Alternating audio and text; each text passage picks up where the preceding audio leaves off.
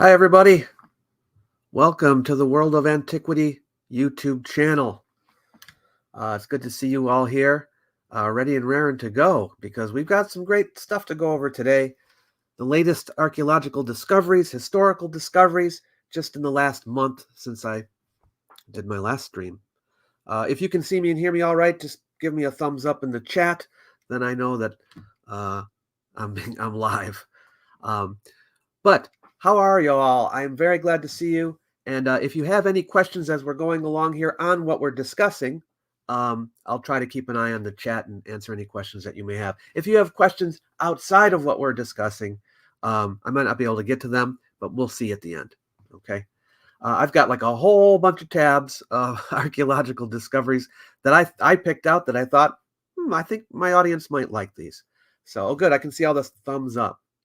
So let's go over just what has happened in the last month or so. So I'm going to share my screen with you, and we are going to, last time people complained that I was like looking for the tabs and all that, but this time I am going to be a little bit more quick about that, except for the first one, of course.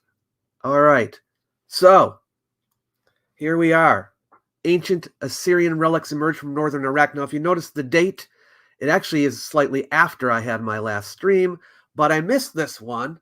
And although I did share with you the finding of the Lamassu, I wanted to talk a little bit about this because this is kind of important, or at least it is important to me. I found it kind of exciting.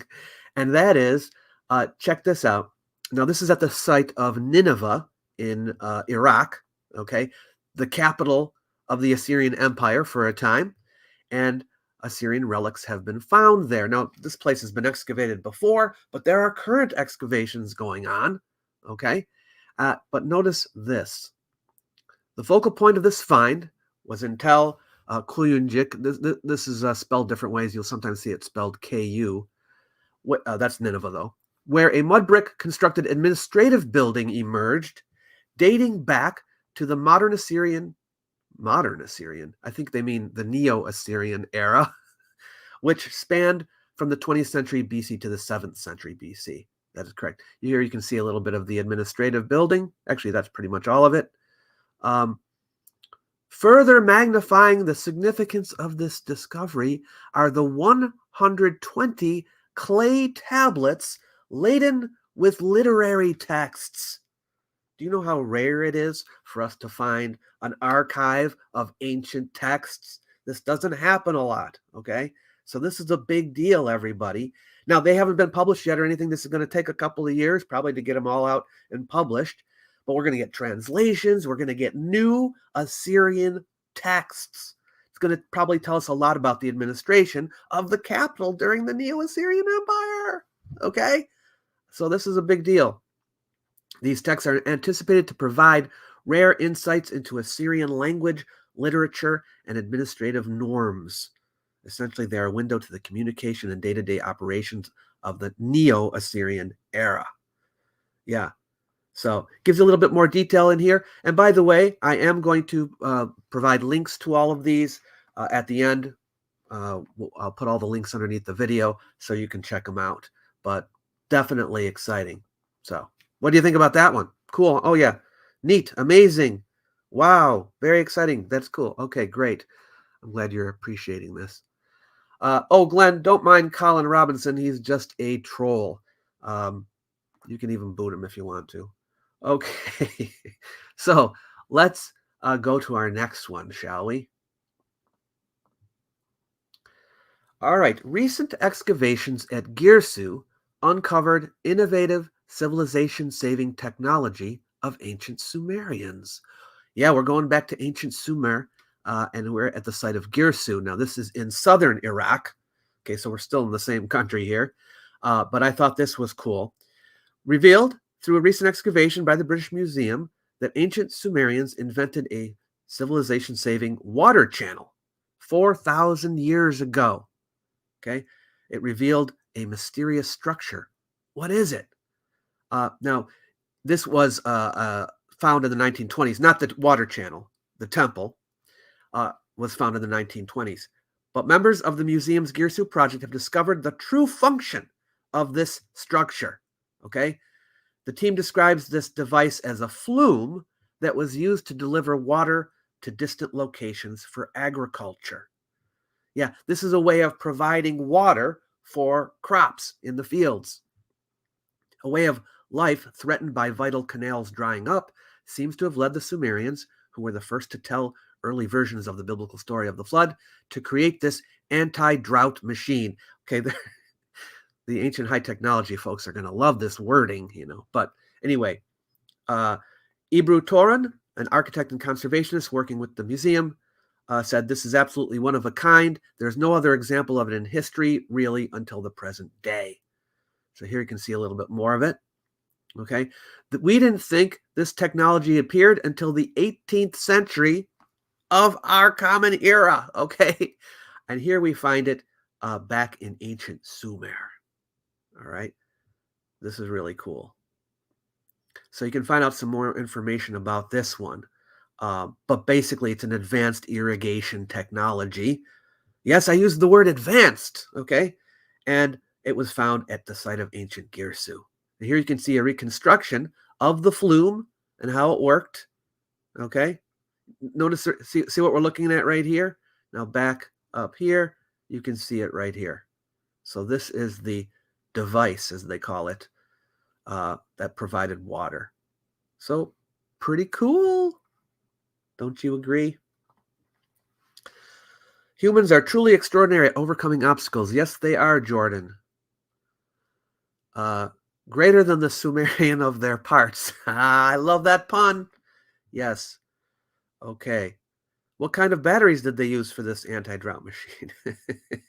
I don't think it needed any electricity. Yeah. All right, let's take a look at another one.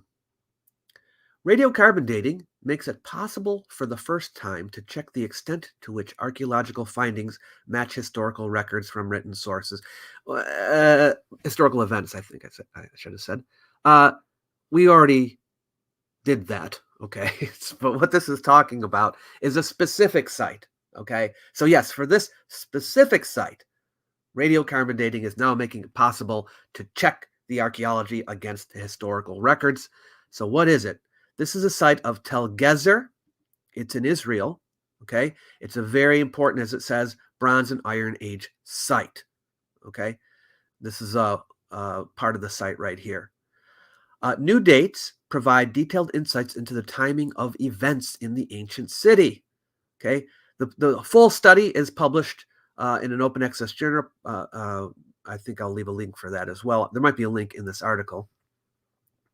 But we know this city, Gezer, existed. It actually was the name back then as Gezer, okay? Egyptian, Assyrian, and the biblical texts all refer to it, okay? It was along an ancient trade route, and the city was a very important site from the 3rd to the 1st millennium BC. Yeah, so you can see a bit of the site here. Now, what is it talking about with the radiocarbon dates? An archaeologist with the Australian Archaeological Institute said, we have taken more than 75 measurements on charred seeds from multiple settlement and destruction layers. The results of the 35 measurements from the late Bronze and Iron Age layers published in our study date to the 13th through 9th centuries BC. So this is the period when these seeds, okay, are from. The data set allows us for the first time to see the history of Gezer on a firm timeline. Now, the reason why this is important, okay, is because there has been some dispute among archaeologists about when certain things happened in the history of the ancient Levant and ancient Israel and so forth. And as a disagreement is sometimes as much as a century apart, right?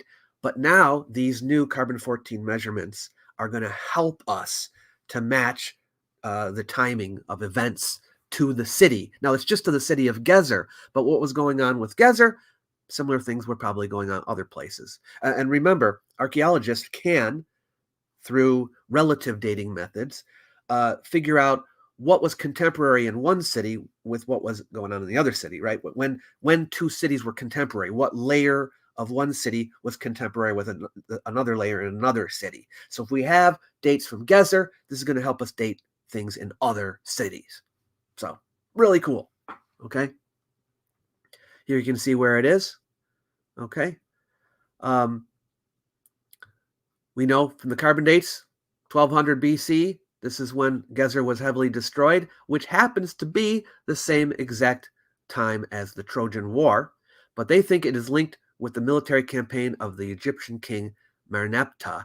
Now, here's the interesting thing. If you've heard of the Merneptah stela, which I think I showed you in my Antiquities Travel Guide in Egypt, this is talking about his campaigns, and he mentions the name Israel in his campaigns. Well, this is pretty cool because now we think that Gezer may be associated with this event. So all kinds of cool things are going to come out of this, and I can't wait to find out what conclusions they come to. There's some more of Gezer. All right. My wife dug in Telzer in 2016. I can see right where her square was from here. Okay, Janos. Or is it Janos? Great. We got someone who was actually at the site. What kind of seeds? I'm not sure. I gotta double check what kind of seeds they were, Mandy. So this is very cool. Yeah. All right, let's take a look at another one. Tomb of late period royal scribe unearthed in Abu Sir necropolis. Now, as you may know, I think I brought this out in my last live stream. Stuff is going on at Abu Sir. Archaeologists are working there, and we talked about the discovery of some of the Sahure pyramid. But other things are being discovered there as well because there's a huge necropolis. And so the tomb of a late period royal scribe was uncovered there, dated to the 5th or 6th. Well, actually, the whole necropolis is dated to the 5th and 6th centuries BC. So great things to find. Always in Egypt, there are great things to find, but Abu Sir is rich with all kinds of stuff that are still to be uncovered. And here we have the Czech archaeological team, and they uncovered the tomb of an official named Jehuti Yemenacht. I'm surprised I didn't butcher that in the first try. Yeah, so you can see some of the images that are discovered from his tomb. Let's look at some more down here. Some really nice stuff. If anyone ever tells you that, oh yeah, the Egyptians, when they did hieroglyphs on stone, it was just like chicken scratch. Well, this is from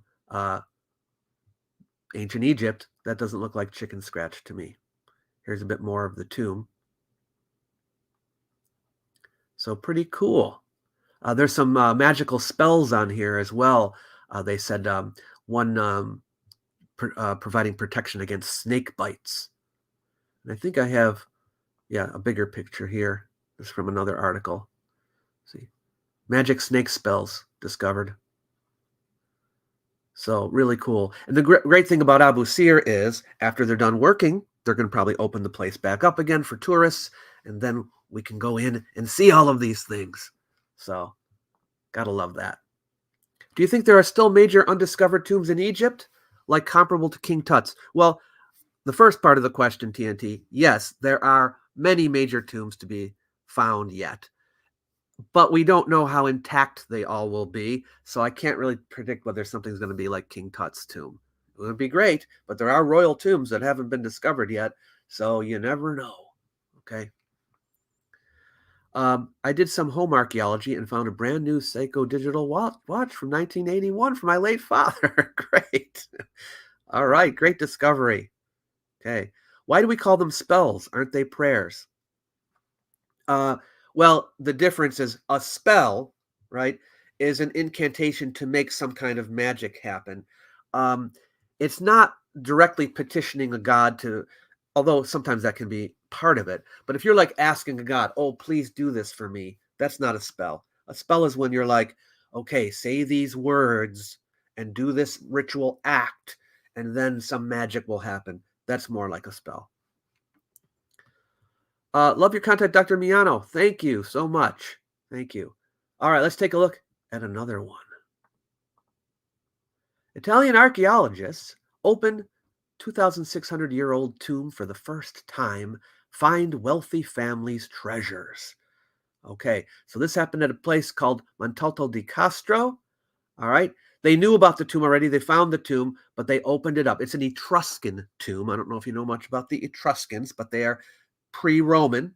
Okay. They were kind of the major power in the area before Rome got to be the big powerhouse it was. And so they opened up the tomb. This was on, I guess it was on October 27th. Okay. And here you can see the cameras as they open it up and going in. And here's some of the remains. All right. You might say, oh, pottery, boring. But archaeologists think pottery is very interesting, especially if there's some art on it, but also because pottery, being the most common artifact that people find, helps us to date things, and we learn a lot. We can even get organic remains from the pots and radiocarbon date it. Unfortunately, that's the only picture that they gave. So I'm actually, what I didn't check is if they did this on YouTube. If there's a YouTube video, I will try to find it and see if they got the live video. Because look, there's a guy with a camera. It's got to be posted somewhere. But yeah, cool Etruscan tomb. Yeah, all right. So I'm just looking at the comments, seeing if anyone has anything to say. That's a large variety of pots. Yes. All right. Archaeology. Larger scale warfare may have occurred in Europe 1,000 years earlier. Yeah, so we have found now, I say we. I'm saying we because I'm part of the academic community, but I really shouldn't take credit. Anyway, archaeologists have found evidence of large-scale warfare earlier than our earliest example. Okay, so a reanalysis of more than 300 sets of 5,000-year-old skeletal remains. So this is 5,000 years ago. Okay, 3,000 BCE, from a site in Spain, suggests that many of the individuals may have been casualties of the earliest period of warfare in Europe, occurring over 1,000 years before the previous earlier known larger scale conflict. This was in scientific reports. You can actually go see the scientific report itself, but this is just a summary. And so we're in the Neolithic period in Europe. This is when they're still in the Stone Age, okay? And it says previous research suggested that conflicts at that time were just involving small groups of up to 20 to 30 people. Guess what? Not so. All right. Teresa Fernandez Crespo is the archaeologist working on this. She examined the skeletal remains. Oh, I'm not sure if is she an archaeologist? Osteoarchaeologist, probably. I'm not sure about that. But they had 338 people. Apparently, all of these people died in the same conflict. Okay. And they all have injuries. Okay. From a single mass burial. I did see I guess it wasn't in this one, but there is a picture on the internet of the burial, a bunch of skeletons and so forth. Yeah. And they carbon dated them. They found arrowheads and so forth. And they could tell where these people were injured from their skeletal remains. Okay. 74% of them were unhealed injuries, meaning they died before they could heal. So that means this is probably in a conflict, a war. Yeah. Higher injury rate for males. But there are others besides males. There are also females too in the burial. So that's pretty interesting, isn't it? Are you part of the evil academia holding back ancient aliens? Guilty as charged, Paul. Yes. Any points found in the remains? Oh, like points of arrowheads and things like that? I think probably. I'm not sure of the details. World of Antiquity. Do you know why the soil around the Nile did not go salty? Like it did in Mesopotamia due to irrigation. Well, okay, this is kind of separately related, but I guess it relates back to the Sumerian one. But the Nile flows into the Mediterranean, right? So it is fresh water.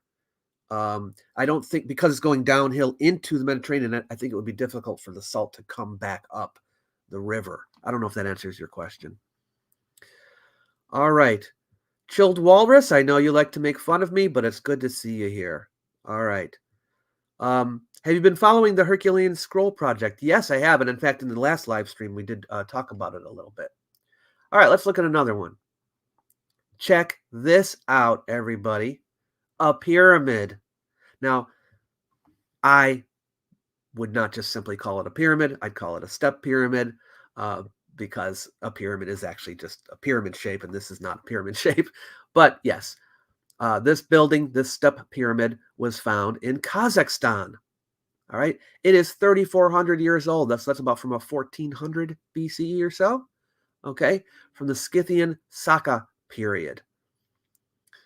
All right, so experts announced that the Karajartas mausoleum belongs to a ruler from the Bagazadan Bey period, which was the last phase of the Andronovo period. Okay, the pyramid was excavated over 4 seasons by archaeologists from Karaganda University.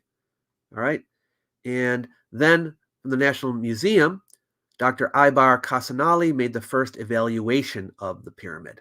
Okay, he had carbon-14 dates. We got 14th to 12th century BCE. Okay, and he says the presence of multiple pyramidal stepped mausoleums. And by the way, yes, these are tombs. Everyone always hates it when I say that pyramids are tombs. Detected in the region shows that the Taldi River Valley, located in the Sari Arka Steppes, was used by the Andronovo communities in the Bronze Age as the Valley of Kings, where their great leaders were buried, like the Nile Valley in Egypt. So yeah, this is part of a Valley of the Kings, you might say, for the rulers of this time period in this area. So this is really cool. You get another shot of it here. Pretty good shape. But yeah, so you can read more about it in this article. Hello, Dr. Miano. Would you consider doing a video on the Urartu Kingdom? Yes, I would consider it. Yeah, maybe I will, Armin. Were any corpses found in them? Well, I'm assuming that this one they still have to go underneath, but I think they probably have found others. But I have to double check on that, Ancient Nukes. But they wouldn't say these are tombs unless they had already found evidence that they were tombs. But this particular one, I think they probably haven't gone underneath it yet. These are only a few meters high. Yeah, these are not very big. Not very big at all. Last time I checked, there were alien batteries and orgone communication devices, but okay. The Scythians had some pretty cool drugs. Yes, I heard about that too. The precision and perfection of the pyramid is evident already. Must be ancient civilization. Would you make a video on Talageri? Yes, I will. I will. You'll have to be patient with me. Oh, Flying Eagle, I didn't see your comment. I understand you can't prove it without finding it, but it seems silly to say that early conflicts in Europe would only involve 20 to 30 people. Yeah, but I think that's because of the size of the villages. They probably just figured they couldn't marshal that many people all at once. But yeah, keep in mind, everyone always says, like, oh, archaeologists are always wrong because they keep finding things that show they were wrong. You can't trust them. But you can, because they correct themselves. This is the whole point of science, archaeology, history, anything. It's a progressive form of research. As you discover things, you rewrite the book. And so the fact that we are rewriting means that we're doing our jobs right. Yeah. Okay, let's look at another one. The colossal Nordic Bronze Age hall unearthed in Germany may be the legendary King Hin's meeting hall. Oh yeah, take a look at this. Okay, so this is a building that was discovered from the Nordic Bronze Age in Germany. Okay, discovered in excavations near the royal grave of Seddon, northwest of Berlin. A colossal Bronze Age building remains thought to be the fabled meeting hall of King Hin's, a legendary figure purported to be interred in a golden coffin. Now, no golden coffin has been found. Clearly, it has been robbed. It's not 100% sure this is King Hin's, but it could very well be King Hin's because it's from the right time period, the right culture, and it fits kind of what we would expect from that. But remember, people love to associate new finds with legendary figures. The king's grave near Seddon, near, how would you say this, Gros Pancau, is considered the most important grave complex of the 9th century BC in northern central Europe. It was discovered in 1999. This is the Seddon grave, okay? But this is a new one. As the Brandenburg State Office for Monument Preservation announced on Wednesday, in Wunsdorf, it is the largest building of its kind from the Nordic Bronze Age. It was said that the meeting hall of the legendary King Hin's was probably excavated with the 31 by 10 meter floor plan. So they think that this is probably it, but and there's the archaeologist Franz Schopper right there. And this is a reconstruction, I guess, of the building. Oh, unless this is Dr. Imo Heske. I'm not sure. All right, you can find out more information about this particular find in this article. Not much left in the building, of course. All right. Any thoughts on that? Oh, thank you for the donation, $1.99. Yes, and I probably should have mentioned this earlier, but hey, if you can support the channel in any way, now's a good time to send a super thanks or something like that, or a sticker or whatever you want. It would certainly help because this is a completely audience-supported channel. I know some people think that the Smithsonian might be paying me or the government because I'm a shill, but actually it's only you, okay? You are the only people making me money on this channel by watching the commercials and by sending me a donation. So it'd be much appreciated if you can do that. Any little bit is appreciated and helps, yes. Okay, we got some more comments here. My point is that we know Native Americans and other nomadic groups sometimes engaged in conflicts which involved hundreds of people. Yeah, Flying Eagle, you're right. You're right. I don't know why they said that before, but you're right. Greetings. Thanks for providing latest updates on new information gleaned. Much appreciated. Thank you, Skyworks. It's my pleasure. Is that the same time period of Beowulf? No, this is before Beowulf. Before Beowulf. Hello, I like your channel, especially your videos concerning Sanskrit and Vedas. If you remember them, would love to see more videos on South Asia debunking far-right pseudo-history like out of India. More will be coming. Don't worry about that. There's a channel called QuantEnd. They upload a 3-minute video with more photos about the Etruscan tomb found. Okay, thank you, Ever4. If we want to see some more pictures of it, that's a good place to go. Looks like Tatooine before the Younger Dryas. I don't know which one you were talking about, but maybe it's this one. I'm not sure. Yes, your treatment of the Vedas is great. Thank you, Fritz. Ha, see, I knew it. Someone is paying you. Haha, so funny. This is pre-recorded. I'm reading live chats, Ampus, so how could it be pre-recorded? Okay. Beowulf was 1000 AD, I think. Yes, it was. Okay. These are my fave types of videos. Well, all of them are from your channel. Good morning. Good morning. Anyone else ever think that the Egyptians were just slowly making an artificial mountain range? Could be. Could be. All right, let's look at another one here. Determining the textures and colors of the Parthenon sculptures. So, as you may know, many, if not most, of the ancient sculptures of the Greeks and the Romans were painted. Yeah, they weren't white. We love seeing them. We all look at the white sculptures and we're like, oh, look at this one. But that's not what most of them look like. They were painted. Yeah. Now, the Parthenon sculptures, you might be familiar with them. They're from the Parthenon in Athens. There's traces of the paint on the sculpture. So they got some new technology here. They used digital imaging, infrared luminescence, X-ray fluorescence techniques to try to find what not only the colors, but the textures of the paints. So a lot of work has been done on this, and they've been able to find. So you can see some of the So this is one of the sculptures here. You can see a little bit of the paint on it. And then you can see here, this is from a luminescence image, okay? It says here, Egyptian blue pigment is glowing white. So this tells us that the blue that they used on the sculpture, they bought from Egypt, okay? Pretty cool.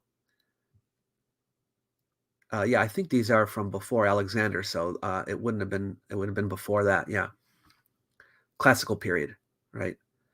So Egyptian blue was one of the ones they were able to identify. There's a purple in there they found.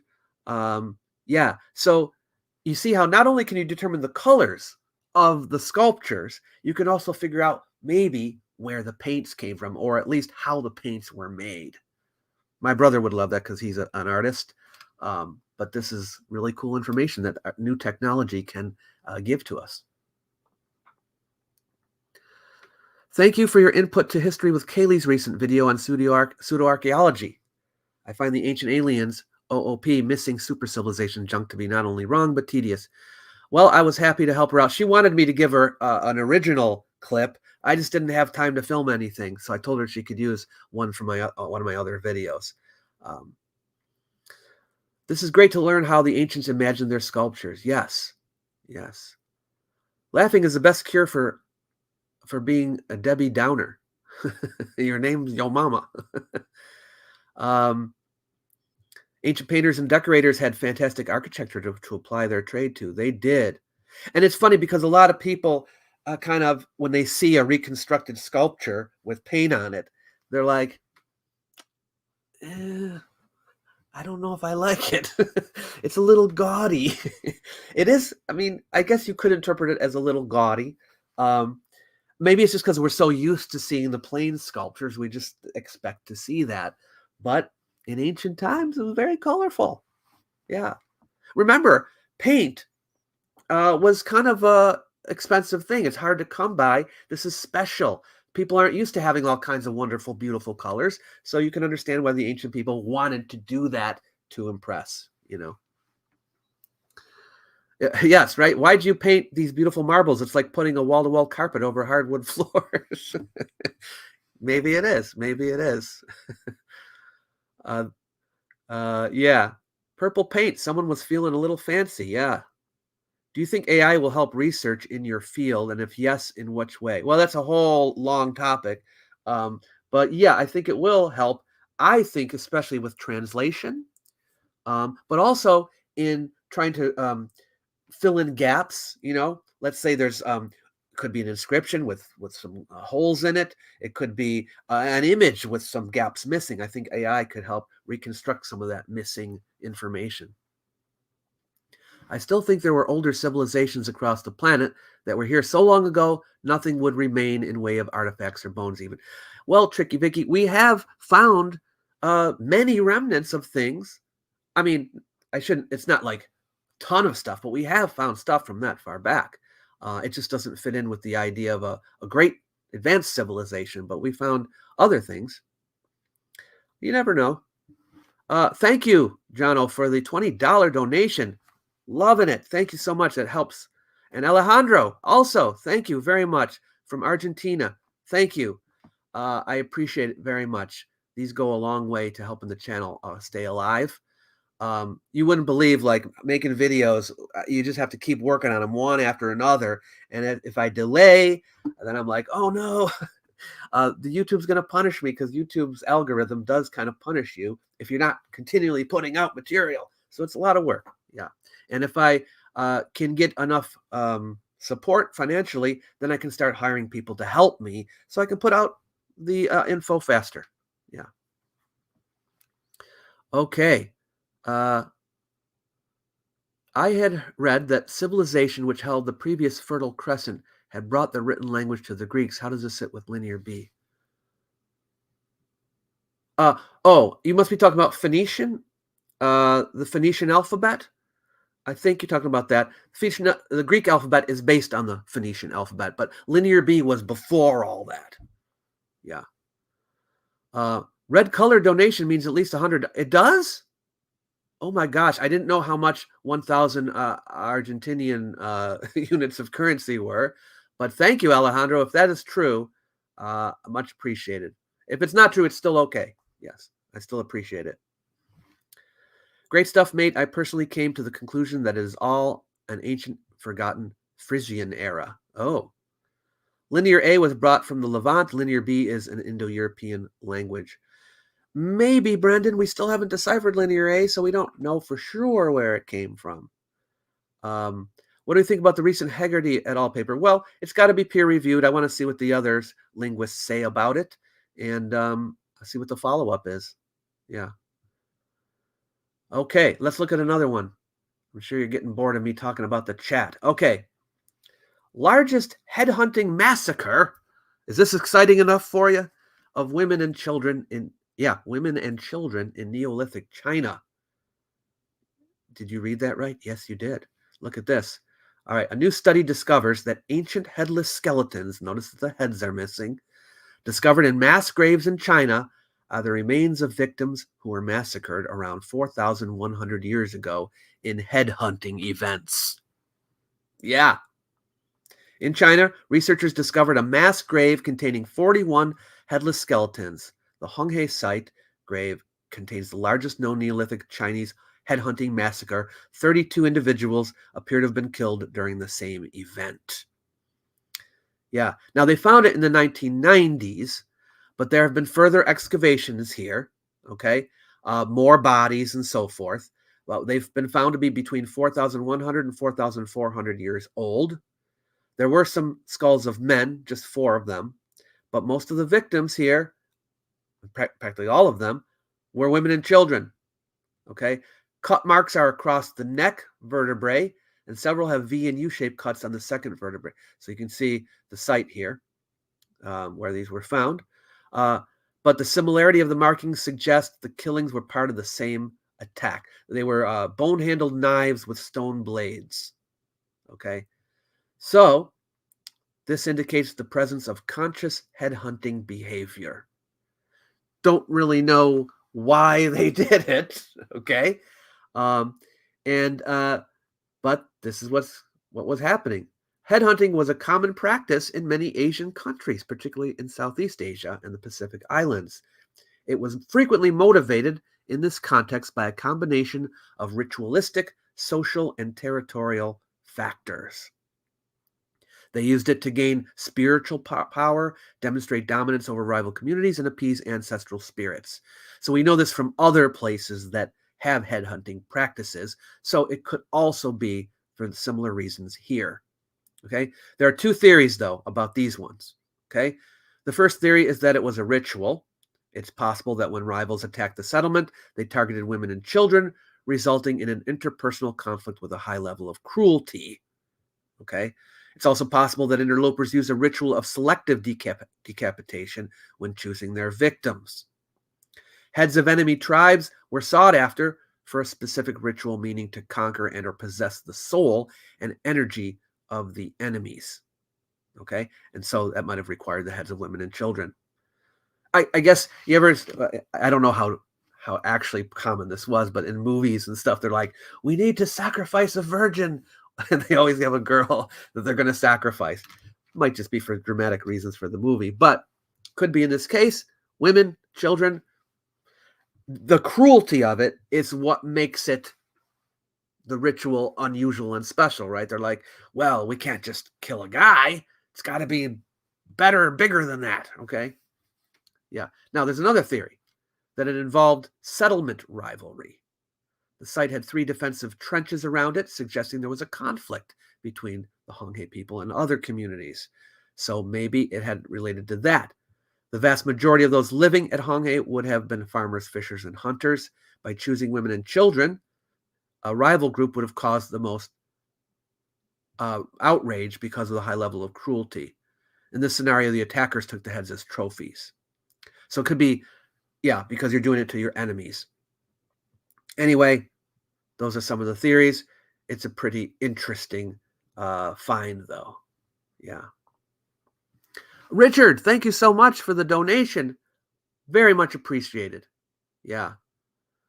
A lot of times women and children were massacred after the battle. Yes, that happens sometimes. Are you going in chronological order? That would be interesting and help my understanding. No, I'm not going in chronological order. I actually put these just because, maybe I shouldn't have, because now that I think about it, this is not a pre-recorded video, but I was thinking I'll put all my favorites up front. So that's kind of what I did. And maybe I shouldn't have. I don't know. It's too late now. I'm still waiting for us to become civilized. Requires that there be no more fighting, only diplomacy. Yeah, it would be nice, wouldn't it? I heard there was lightning seen during this massacre. I don't know if that's a joke or I don't understand. Why would they lay them to rest so cleanly? Well, that's the whole point of the ritual, right? If you don't care, if it's just an enemy and you don't care, you're just going to throw them.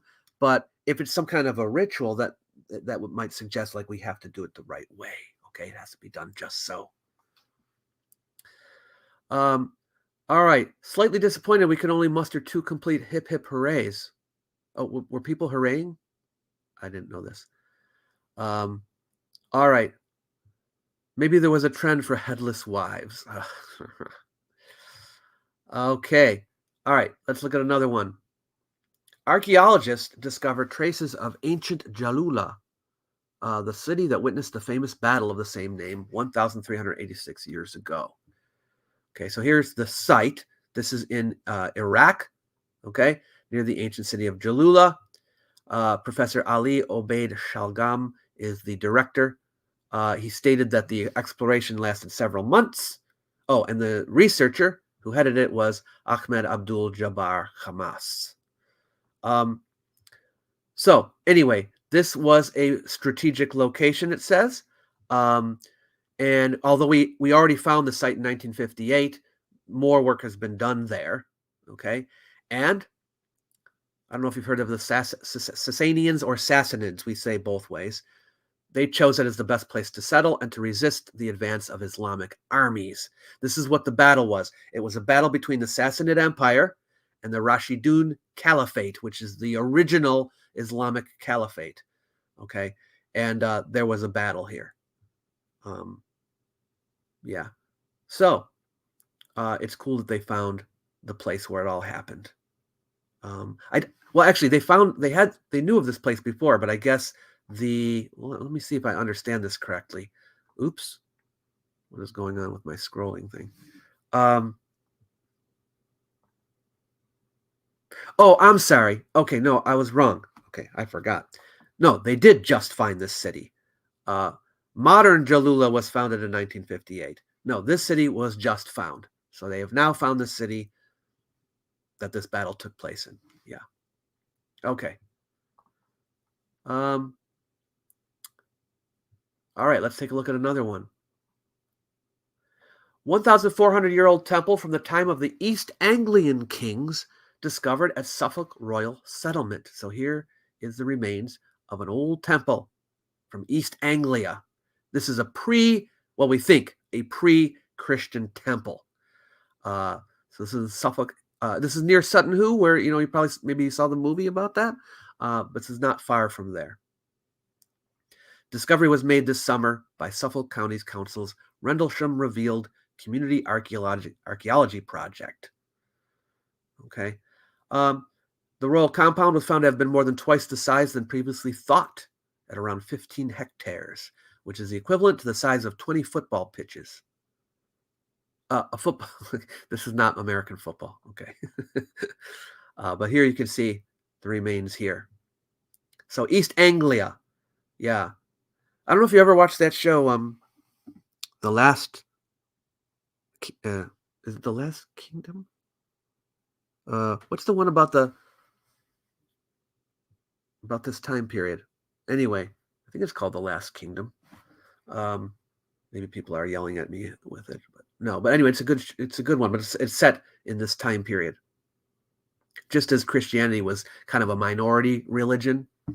Yeah. All right. Here's another one. Satellite images reveal Serbia's hidden Bronze Age settlements. 100 previously unknown sites connect the dots. Yeah, so more and more satellites, LiDAR, all this kind of stuff is finding things we didn't know about before. And this has been done in Serbia, 100 new sites that we had no idea existed. Okay. So this has been going on for a few years, but more recently, this was announced about these over 100 previously unknown habitations. Okay. And it brings the history of the Balkans down into the time of the Mycenaeans, the ancient Egyptians, and Babylon. Yeah, we're going back 3,000 years ago with some of these places. Okay. See these kinds of surveys, they could actually reveal things under the ground. Is that the only other picture? It's the only other picture. Okay. So this is a Bronze Age in Serbia. And now that we know where some of these places are, right, we have a circular enclosure here. Archaeologists can go in and excavate and see what we find. This is a great way of finding places. Normally, what would you do? You'd look for a mound, right? You'd look for a tell, a tepe, something like that. And you say, oh, there was clearly something there, and you dig into it. But what about if it's under the flat ground? You wouldn't know. But now, with this type of technology, we can find these places.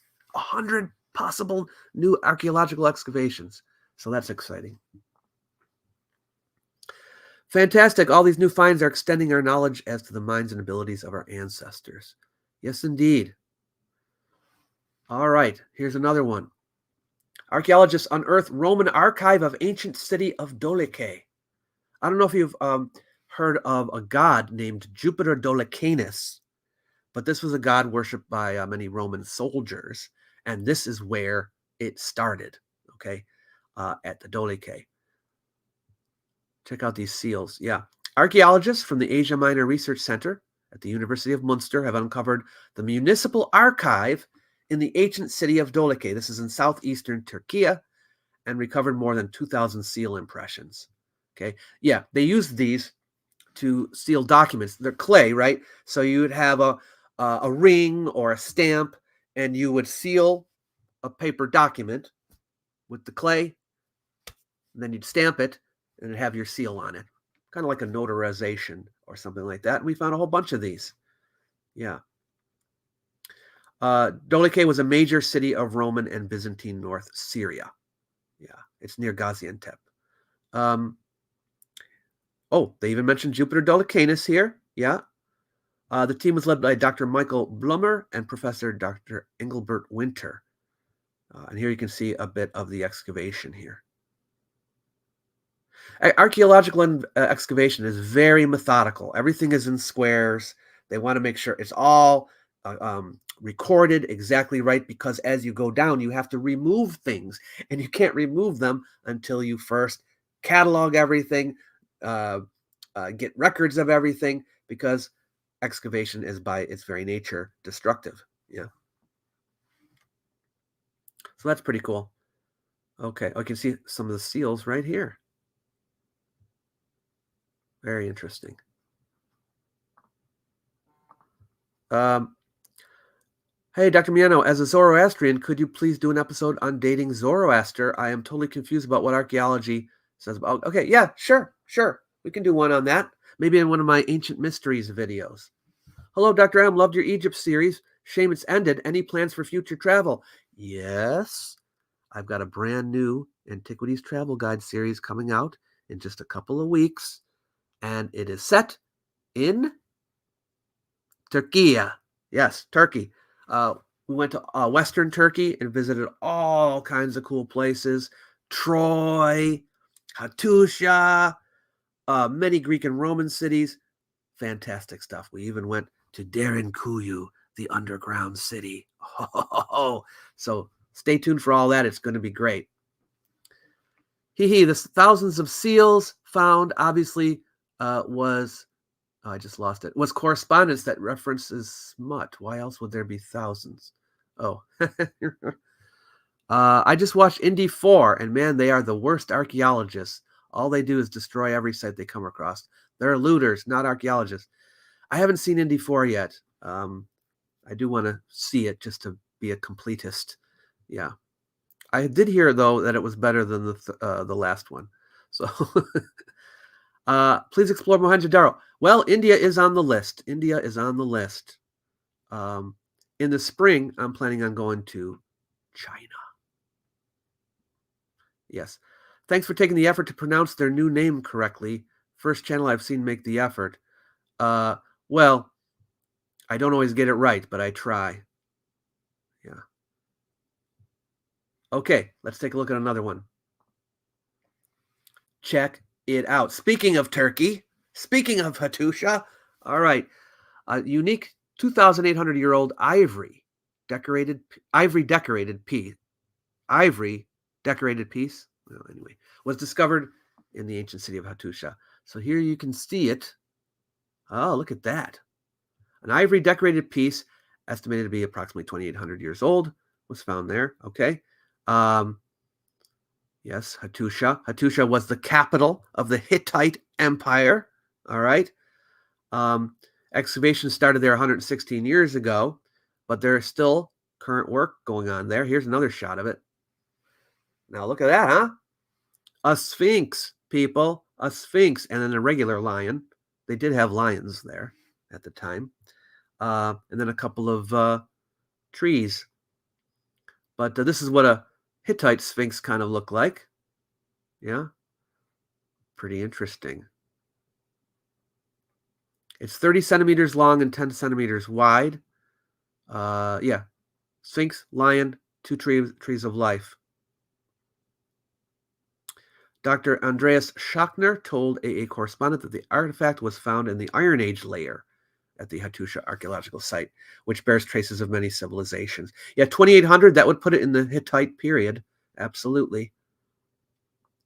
There's a closer look at the lion. For the first time, we are confronted with a piece adorned with a scene so intricately and beautifully crafted. First time? I don't know if it's the first time. But yeah. So it'll be interesting to hear more about the a study of the images and what they could mean.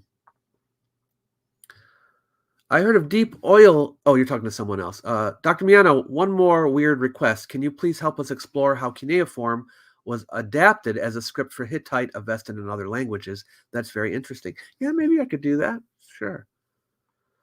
Hittite Sphinx looks kind of like Bart Simpson. It does, because it's got the flat head. The Sphinx is obviously Atlantean, of course. It looks like iron more than ivory. It's beautiful. Yeah. I thought Hattusha was abandoned before then. No. It was conquered, and then it fell later. Yeah. At the Bronze Age collapse.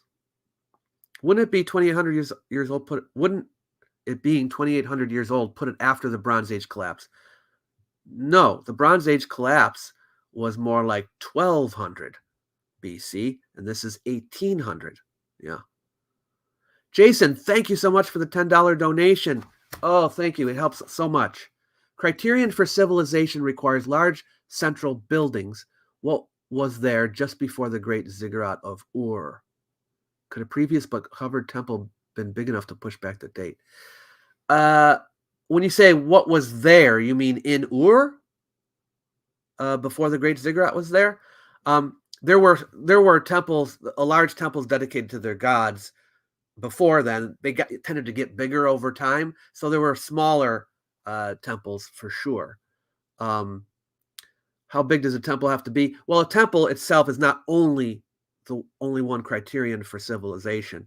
A good thing to watch would be my video on the earliest cities. I talk about what makes a city, and civilization basically means cities, urban society. So check that one out.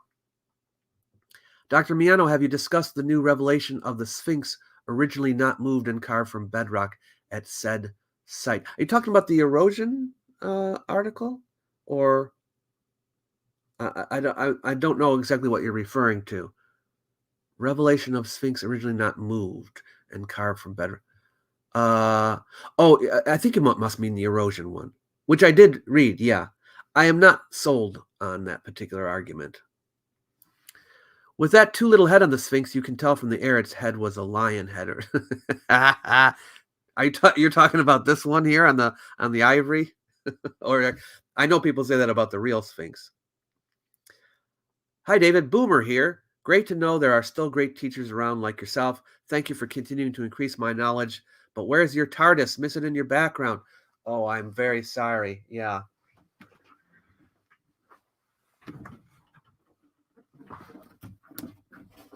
How's this, Richard? Let's go in it.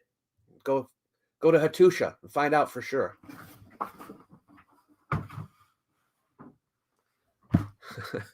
Who was the dog god? And what? There was more than one dog god. Depends on what country you're talking about. And different kinds of dogs, you know.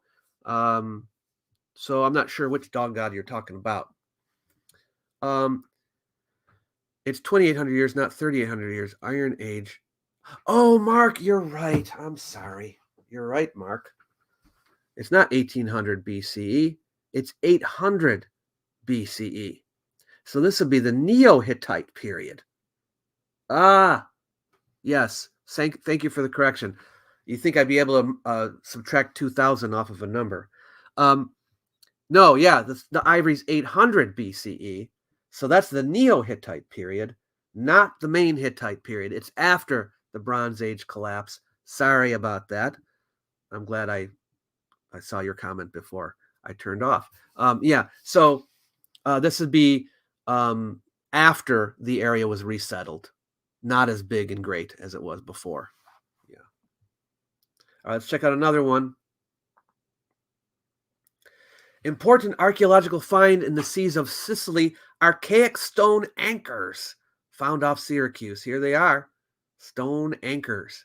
And the time period they are from is the Greek Archaic period, 800 to 480 BC, discovered on the seabed.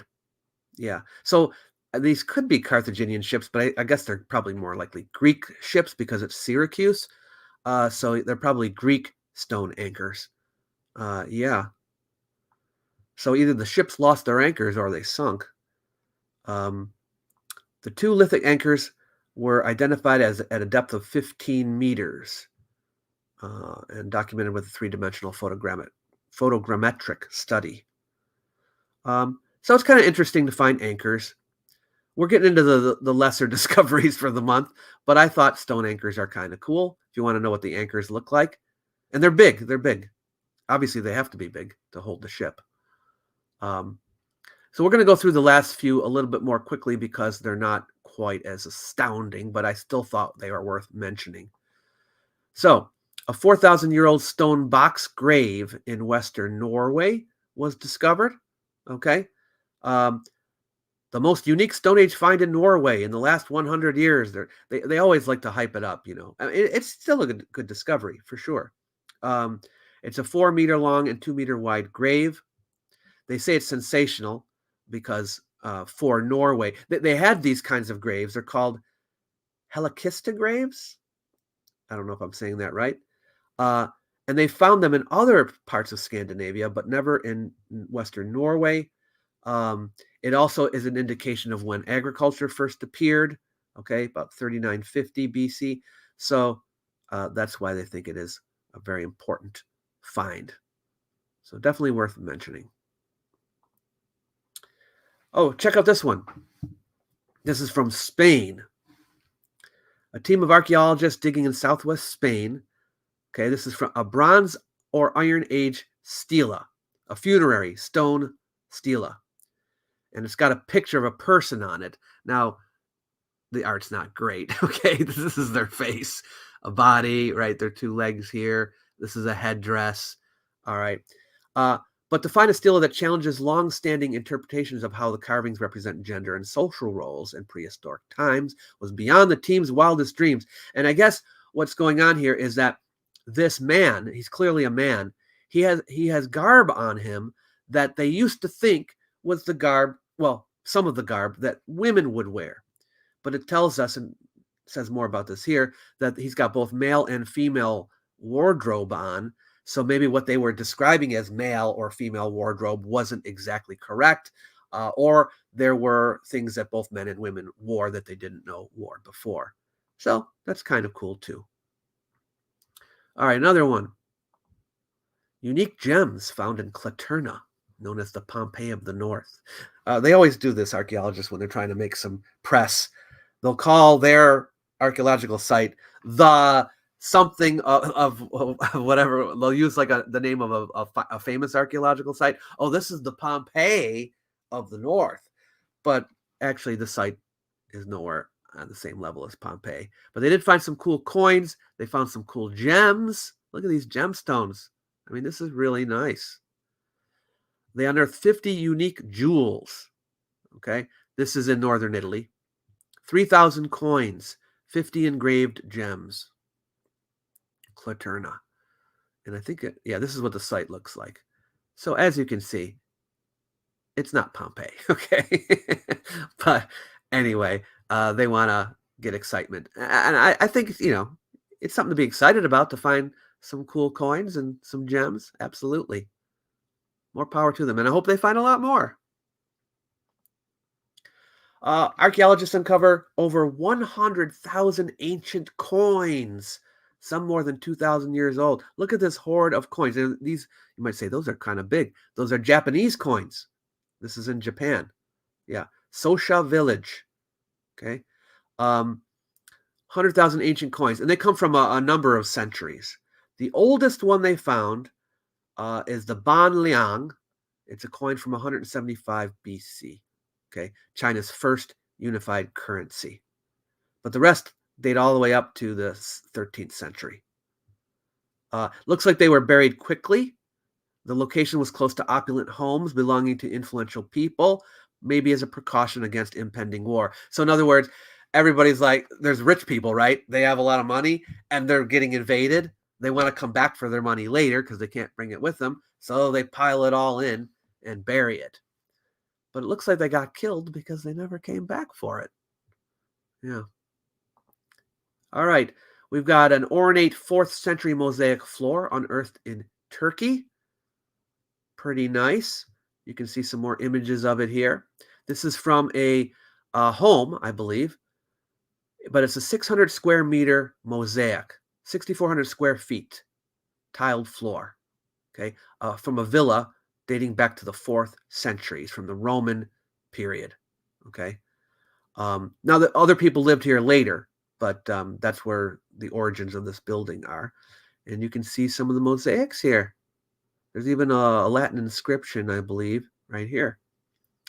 There was no translation, and I don't read Latin, but I believe it gives the name of the village in the inscription. Am I missing any important comments? No. Okay, you're following along. Good, good, good. Oh, actually, there's a lot of comments. But I need to move it along. Okay, so let's go to the next one. Ancient complex unearthed in central Athens. An ancient building complex with a courtyard and many rooms containing mosaics with geometric motifs has been brought to light here. Central Athens. So still in the city of Athens, we're still finding things. Yeah. This dates back to the 2nd century AD. This is when the Roman Emperor Hadrian took steps to expand the city to the east. So this is part of that building phase. And there aren't that many good pictures of it. There's just the one. But I thought it's worth mentioning. I've got 4 more. Here's one. Interesting head found at Chichen Itza. Look at this. A warrior's head was found there. Yes, they're still finding things at Chichen Itza. So you can see a bit of the site here. Archaeological rescue work ahead of the Maya train construction. Oh, that's why they're working here, is because the train is going to be coming through, and they want to make sure they found everything first. Okay, so this is the Casa Colorada complex. I've been there. I've walked right past there. So it's kind of cool. They found a new head, and they say the headdress is representing Kukulkan, the feathered serpent. So it's like the guy's face is coming out of the mouth of the serpent. That's kind of the look he was going for. So that's cool. More coins. These were found in Sardinia, on the coast of Sardinia. A whole bunch of coins from the Roman period. So that's cool. I'll leave a link to that. A pot of copper coins in Mohenjo-Daro in Pakistan. First find there in 93 years. Okay, now this is from the later times. It's not from the IBC period, from the Indus Valley Civilization. These are from later. Let's see, where are they from? Do we have a date on the coins? I forgot. Oh, yeah. These coins belong to the Kushan period, dating back to the 2nd to 5th century AD. So it's still ancient, okay?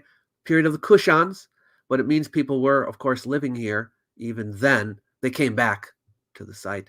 Now, these are all going to have to be separated somehow, or at least some of them, to be able to examine them. Maybe we can use some technology for that. And then, finally, I have a well-preserved lion mosaic discovered in the ancient city of Prusias ad Hippium. You can see the lions here. So it's in really good condition. It's from someone's house, okay? And this is located in Turkey. Look at this. It's called the Ephesus of the Western Black Sea. Again, calling it after a famous archaeological site just to get people excited. Oh, this is the Ephesus of the Western Black Sea.